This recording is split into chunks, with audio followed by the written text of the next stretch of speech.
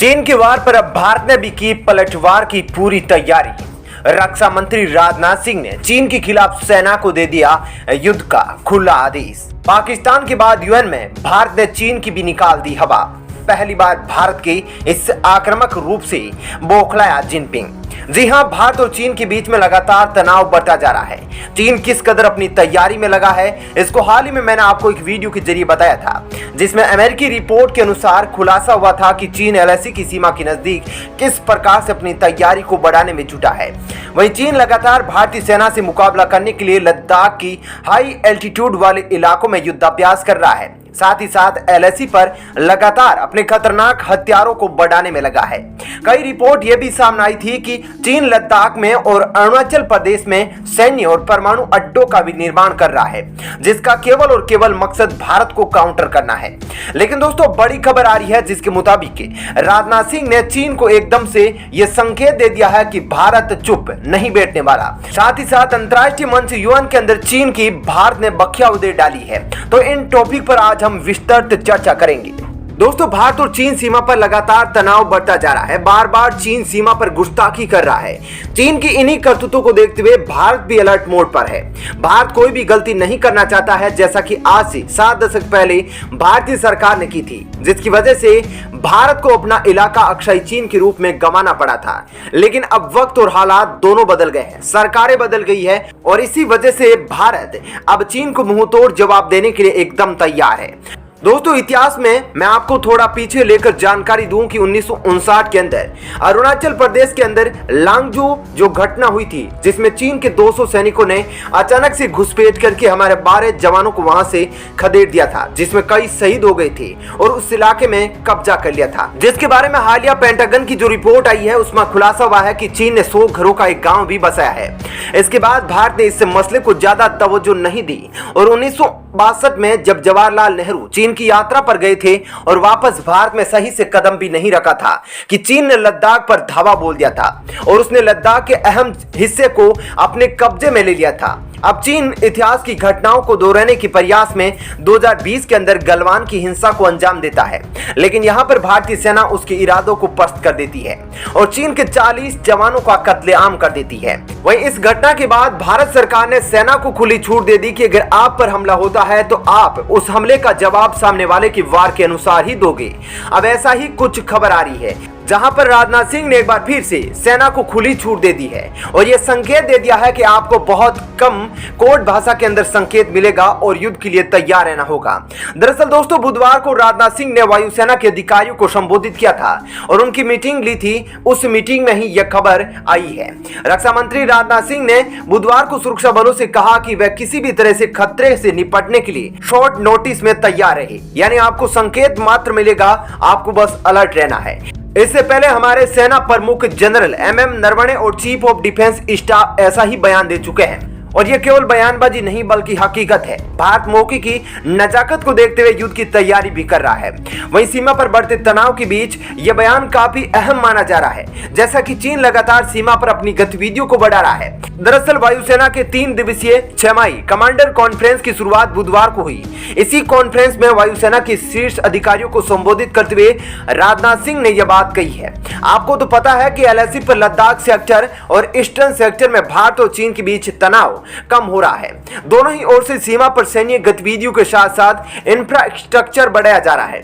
बीते 18 महीने से लद्दाख में दोनों देशों के बीच तनावपूर्ण स्थिति बनी हुई है और ये कम नहीं हो रही है। रक्षा मंत्री ने वायुसेना की उच्च स्तरीय तैयारियां और किसी भी तरह की स्थिति में शॉर्ट नोटिस तैयार रहने की क्षमता की तारीफ की और कहा कि भारतीय वायुसेना का जवाब नहीं है, यह दुश्मन को मिटाने के लिए एकदम तैयार है और साथ ही साथ हमेशा भविष्य के अंदर अलर्ट रहने का भी निर्देश दे दिया है। ऐसे में यह रक्षा मंत्री का बयान सीधे सीधे यूं कह सकते हैं कि चीन के खिलाफ युद्ध का बिगुल फूंकने वाला है। हालांकि यह ऑफिशियल युद्ध के लिए कोई ऐलान नहीं है, बल्कि सेना को दिया गया एक निर्देश मात्र है। इसके अलावा कमांडर्स को संबोधित करते हुए वायुसेना प्रमुख चीफ मार्शल वी.आर. चौधरी ने तुरंत जवाब देने के लिए कई स्तर पर क्षमता को बढ़ाने पर जोर दिया है। उन्होंने कहा कि अगर भारत के खिलाफ किसी तरह की गतिविधि होती है तो हमें करारा जवाब देने के लिए तैयार होना होगा।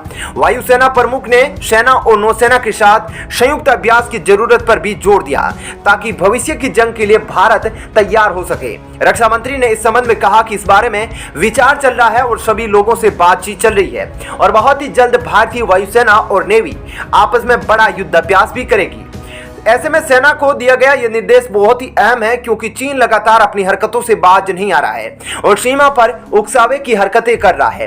वह लगातार सीमा पर अपनी सैन्य ताकत को बढ़ाने में लगा हुआ है।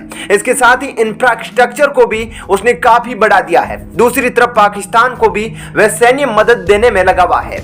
अब दोस्तों ये तो बात होगी भारत के आंतरिक स्तर को लेकर भारत की तैयारी की कि किस प्रकार से तैयारी चल रही है और सरकार सेना के लिए कितनी ज्यादा सपोर्टिंग है। लेकिन अब जिस प्रकार से यूएन के अंदर यानी कि जो दुनिया का सबसे बड़ा मंच है जहां सभी देश आकर अपना दुख दर्द सुनाते हैं, वहां पर भारत ने चीन जैसे ताकतवर देश का पहली बार जमकर क्लास ली है और ड्रैगन की विस्तारवादी सोच पर अपना आरी चलाया है जो उसकी जड़ों को काटने का काम करेगा। क्योंकि यूएन के अंदर भारत ने चीन को साफ तौर पर कह दिया कि भारत जिस किसी भी देश की सहायता करता है उसके पीछे उसका मकसद यह नहीं होता कि उसको गुलाम बनाया जाए और उसको अपने कंट्रोल में लिया जाए। भारत का मकसद हमेशा यही रहता है कि उस देश का आर्थिक सौहार्द जल्द से जल्द बहुत ही तेजी से बढ़े और वो भी दुनिया के सामने टक्कर लेने के लिए खड़ा हो। जी हाँ, मंगलवार को भारत ने यूएनएससी के अंदर चीन पर निशाना साधते हुए यह बयान दिया है जिसमें भारत ने बताया कि वह किसी भी देश की राष्ट्रीय सुरक्षा प्राथमिकताओं को मद्देनजर रखते हुए जिस किसी देश के साथ अपने व्यापारिक रणनीतिक संबंध स्थापित करता है हमेशा उसके भले के लिए भारत काम करता है। उधर चीन को भी देख लीजिए, जिस देश के पीछे चीन हाथ धोके पड़ जाता है वह डूब जाता है। पाकिस्तान को देख लीजिए या फिर श्रीलंका को देख लीजिए, दोनों ही हमारे पड़ोसी है। ऐसे न जाने कितने देश है जिनको चीन ने अपने कर्मों से डुबो दिया है। अपनी विस्तारवादी सोच, ज्यादा मुनाफा कमाने के लालच में उन देशों को बर्बाद करके रख दिया है। पाकिस्तान और श्रीलंका आज भीख का कटोरा लेकर घूमने की हालत में आ गए हैं। ऐसे में भारत के द्वारा यूएनएससी के अंदर दिया गया यह बयान काफी ज्यादा महत्वपूर्ण है क्योंकि दुनिया के सभी देश जानते हैं कि चीन कितना बड़ा विस्तारवादी राक्षस है और वह अपनी कर्ज नीति के बदौलत कितने देशों को गुलाम बना चुका है। बता दूं कि सुरक्षा परिषद में अंतर्राष्ट्रीय शांति एवं सुरक्षा का पालन, बहिष्करण, असमानता और संघर्ष विषय पर आयोजित ओपन डिबेट के दौरान विदेश राज्य मंत्री डॉक्टर राजकुमार रंजन सिंह ने कहा कि चाहे वे नेबरहुड फर्स्ट नीति के तहत भारत के पड़ोसी के साथ हो या अफ्रीकी भागीदारों को या अन्य विकासशील देशों के साथ, भारत उन्हें बेहतर और सशक्त बनाने में मदद करने के लिए मजबूत समर्थन का स्रोत बना हुआ है और बना रहेगा। साथ ही भारत ने यूएनएससी के अंदर अपने को स्थायी सदस्य बनाने को लेकर भी कहा है कि कब तक आप एक ऐसे देश का बहिष्करण करते रहेंगे जो दुनिया के लिए महत्वपूर्ण है और कहा कि कब तक एक अर्थपूर्ण आवाज को नजरअंदाज किया जाएगा। इसके साथ ही भारत ने रेखांकित किया कि शांति और सुरक्षा बनाए रखने के लिए वैश्विक ढांचे में सुधार किए जाने की भी जरूरत है। ऐसे में दोस्तों भारत के इस बयान पर चीन को तो मिर्ची लगना लाजमी है क्योंकि यह बयान साफ तौर पर चीन पर दिया गया है और कर्ज नीति दुनिया में सब जानते हैं कि चीन के अलावा किसी की भी इतनी खराब नहीं है। दोस्तों इस वीडियो में इतना ही। डिफेंस से रिलेटेड खबरों को देखते रहने के लिए चैनल को सब्सक्राइब कर ले, साथ ही इस वीडियो को लाइक और शेयर जरूर करें। धन्यवाद। जय हिंद।